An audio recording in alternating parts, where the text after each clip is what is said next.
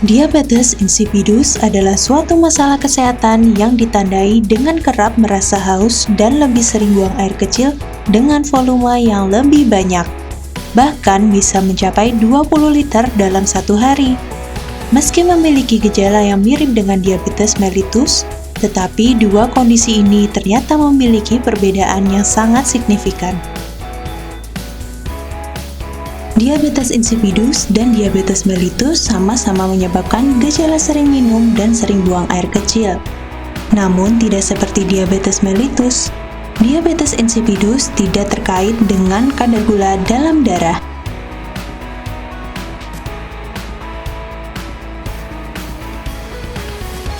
Sebelum lanjut, Anda bisa dukung channel Lakona Herbal dengan cara like, komen, dan subscribe supaya Anda terus mendapat notifikasi dari kami yang tentunya akan memberikan informasi tentang kesehatan.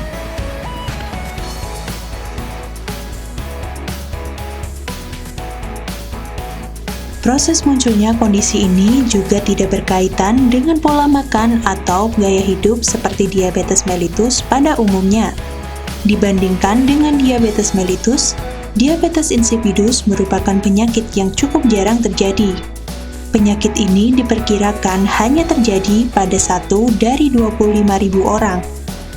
Diabetes insipidus terjadi akibat gangguan pada hormon yang membantu mengatur kadar cairan tubuh.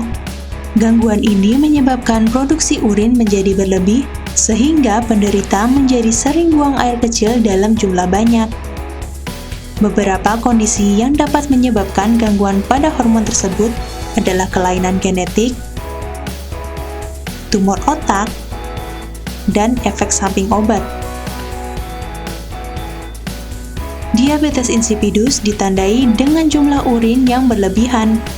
Umumnya seseorang mengeluarkan 1-2 liter urin atau buang air kecil 4-7 kali dalam sehari. Pada penderita diabetes insipidus, jumlah urin yang keluar setiap harinya bisa mencapai 3-20 liter dan buang air kecil dapat terjadi setiap 15-20 menit. Adapun penyebab diabetes insipidus dilihat dari jenisnya.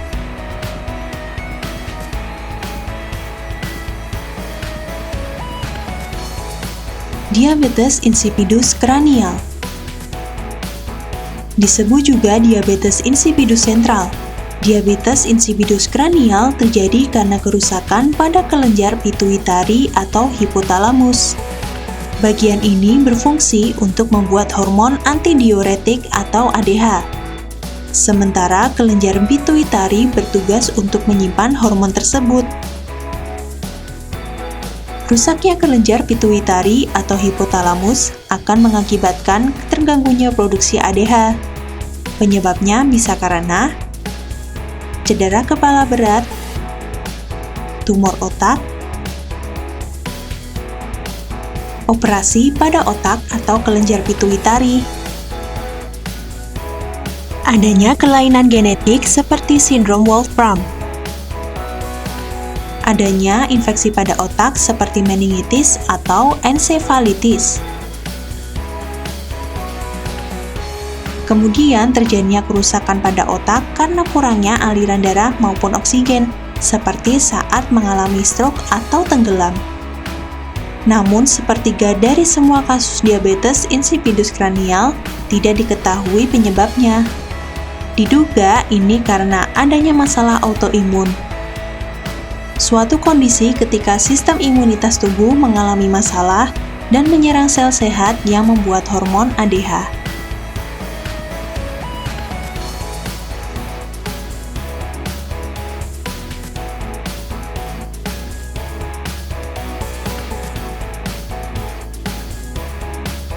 Diabetes insipidus nefrogenik. Jenis diabetes insipidus ini terjadi karena kelainan pada struktur organ ginjal, sehingga organ tersebut tidak mampu merespon hormon ADH dengan optimal.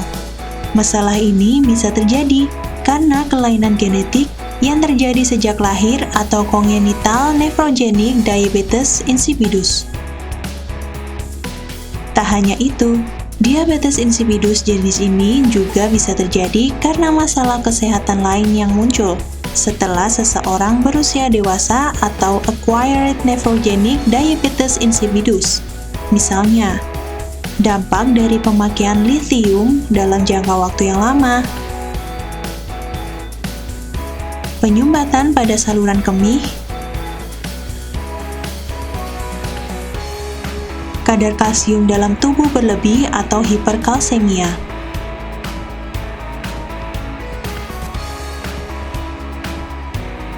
Kadar kalium dalam tubuh berlebih atau hiperkalemia.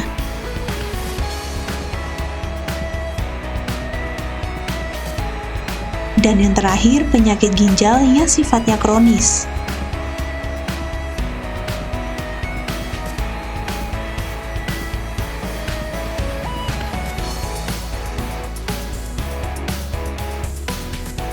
Diabetes insipidus dipsogenik. Diabetes insipidus dipsogenik disebabkan karena masalah pada pengiriman sinyal dari otak yang berkaitan dengan rasa haus.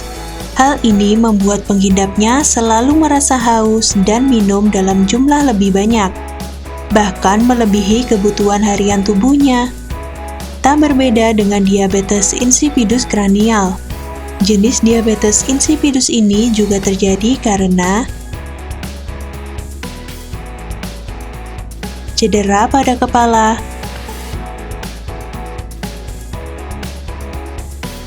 peradangan atau infeksi, tumor otak, pernah menjalani operasi otak.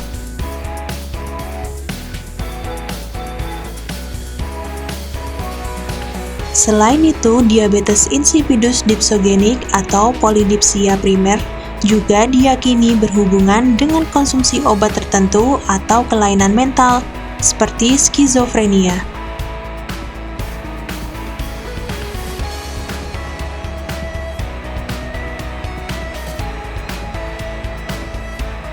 Umumnya, pengidap diabetes insipidus akan mengalami beberapa gejala berikut ini. Yang pertama, selalu merasa haus meski telah minum banyak.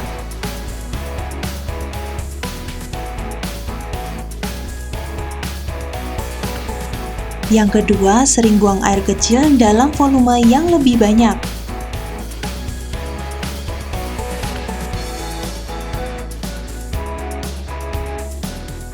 Yang ketiga, urin memiliki warna pucat atau tidak berwarna.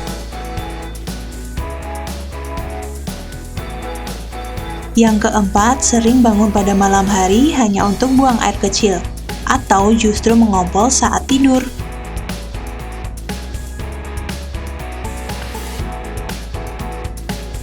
Dan yang terakhir, sulit berkonsentrasi dan menjadi lebih mudah marah.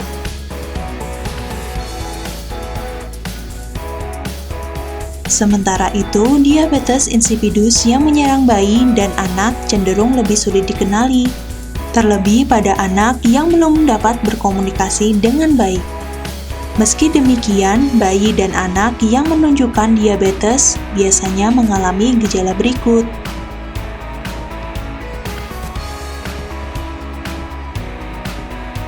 Yang pertama, suhu tubuh meningkat atau mengalami hipertermia.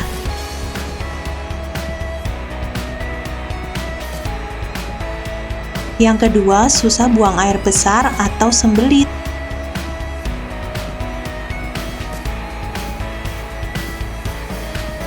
Yang ketiga, susah tidur.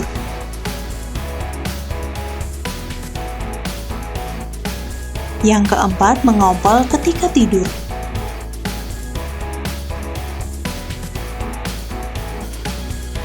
Yang kelima, mudah marah dan rewel.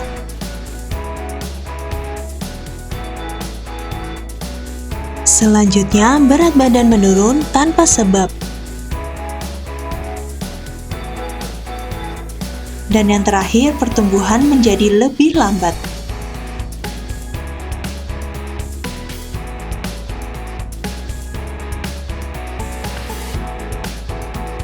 Penanganan diabetes insipidus dilakukan tergantung pada penyebab yang mendasarinya.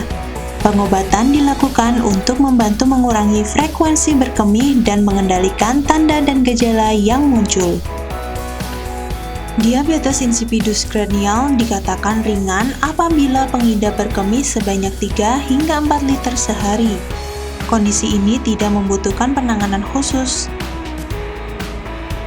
Meski begitu, gejala bisa dikurangi dengan mengkonsumsi air putih setidaknya sebanyak 2,5 liter setiap hari untuk mencegah terjadinya dehidrasi. Sementara itu, pengidap diabetes insipidus kranial berat akan ditangani dengan pemberian obat yang fungsinya serupa dengan hormon antidiuretik atau ADH. Obat yang disebut desmopresin ini memiliki tujuan mengontrol produksi urin, mencegah dehidrasi, dan menjaga kadar cairan tubuh. Perlu diingat bahwa konsumsi desmopresin berlebihan dapat berdampak pada penumpukan cairan tubuh dan kadar sodium di dalam darah menjadi lebih rendah. Kondisi ini tentu sangat berbahaya, sehingga dianjurkan untuk tidak mengkonsumsi obat tersebut tanpa resep dokter.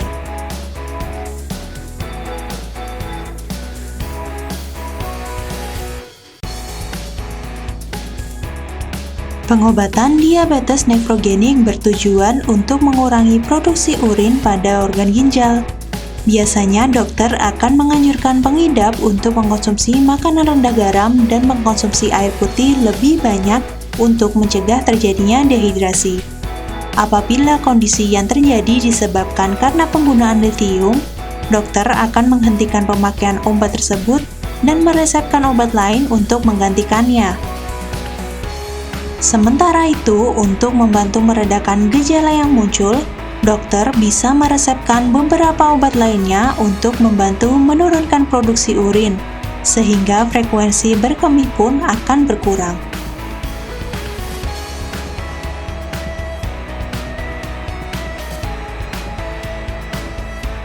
Sayangnya, tidak ada metode penanganan yang spesifik untuk mengatasi masalah diabetes insipidus dipsogenik. Meski begitu, pengidap bisa mengkonsumsi permen untuk membantu meningkatkan produksi air liur, sehingga keinginan untuk minum bisa dikurangi.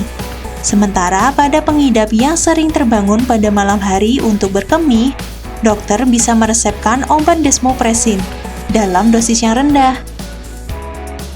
Lalu untuk kasus diabetes insipidus dipsogenik yang terjadi karena masalah mental tertentu, dokter akan merujuk pengidap ke ahli kesehatan jiwa, supaya masalah kesehatan mental bisa ditangani terlebih dahulu.